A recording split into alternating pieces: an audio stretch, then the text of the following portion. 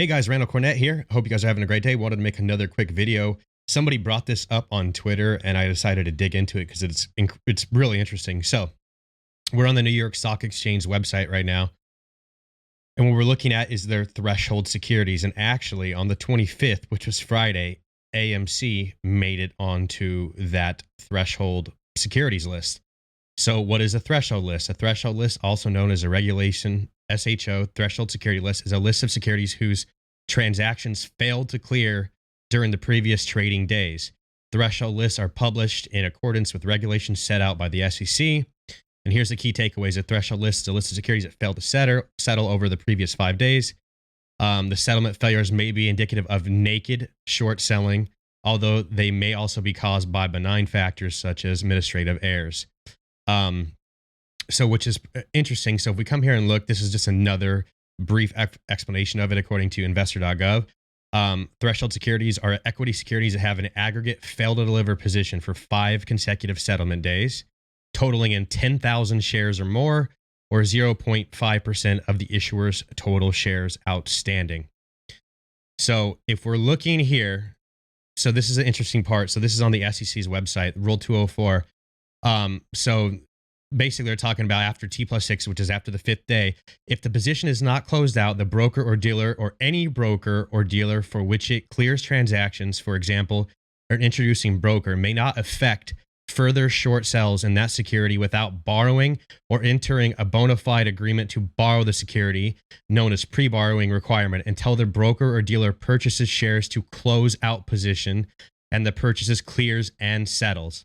In addition, Rule 203 B3 of Regulation SHO requires that participants of a registered clearing agency must immediately purchase shares to close out failure to delivers in securities with large and persistent failures to delivers, referred to as threshold securities.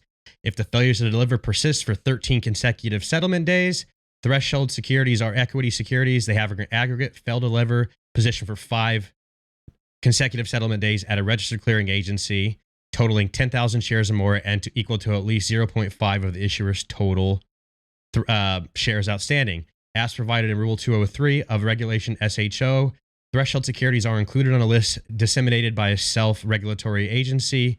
Although, as a result of compliance with Rule 204, generally a participant's fail to deliver positions will not remain for 13 consecutive days. If, for whatever reason, a participant of a registered clearing agency has a fail to deliver position at a registered clearing agency in a threshold security for 13 consecutive settlement days, the requirement to close out such position under Rule 203 remains in effect.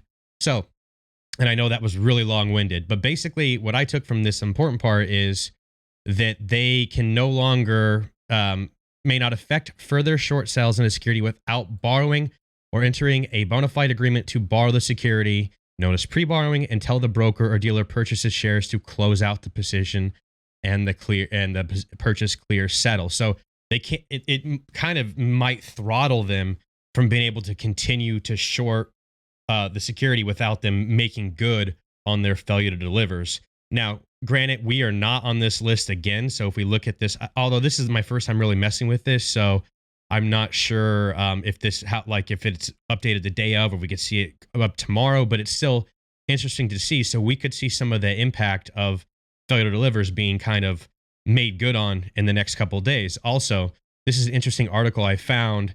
The last part, it says they're talking about when basically securities enter this threshold list. They say results suggest that prices rebound for stocks as they enter the threshold list, perhaps because further shorting is inhibited or shorting is already overdone. Standard deviations for the bigger sample of 141 stocks are very large compared to the average returns. Standard deviations for the 31 stock subset with prices over $10 are large in the short term and moderate in intermediate term compared to the average returns, and the sample for this subset is modest. So sorry, I kind of stumbled over my words there, but what they're saying is they did a study with basically 141 stocks that were under $10, and then they did 31 stocks that were over $10 when they were put into this list. The stocks that were over $10 in value in the short term had basically a pretty large increase in value, a moderate increase in value over time.